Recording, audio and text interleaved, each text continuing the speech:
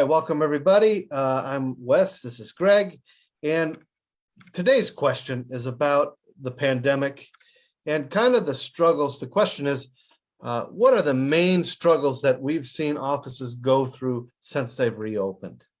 I'm going to take, what I see. Greg, you take a moment and talk about what you've seen. What's All right, I'll kick it off. struggle point? Yeah. Yeah. All right. So when we talk about pandemic outcomes or impacts on practice, there's so many. It's more than you even can take in one setting.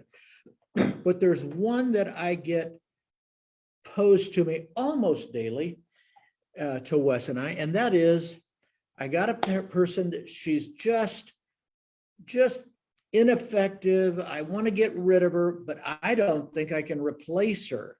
Do I keep a bad staff person, or when am I better off with an empty chair? I want to talk about that a little bit. Here's my question. Is she running patients off? And can you afford that? If she's running patients off and you can't afford it, you're better off with an empty chair. Is she running off good staff? And let's face it, because it's so hard to replace people now, that would be a reason to move her out of the office. So that's my short answer to some of the big issues with the pandemic outcomes. What have you found, Wes?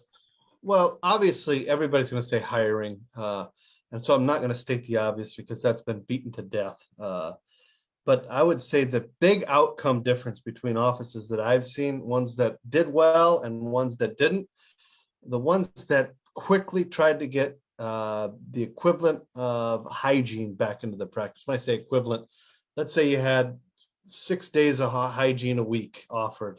As the practices that quickly try to get back to their normal status with hygiene were the ones that succeeded, and the ones that were tentative and went to 4 days and never got back to 6, they all struggled. And to me, that was the big, the ones that did really well after the pandemic versus the ones that didn't. It reminds me of the story of Pepsi and Coke. The other guy blinked. They talk about how one lost market share or something, but in other words, they were in that race. And a lot of winning in practice is inheriting patients from offices that stumbled. Good. All right. Thanks for listening.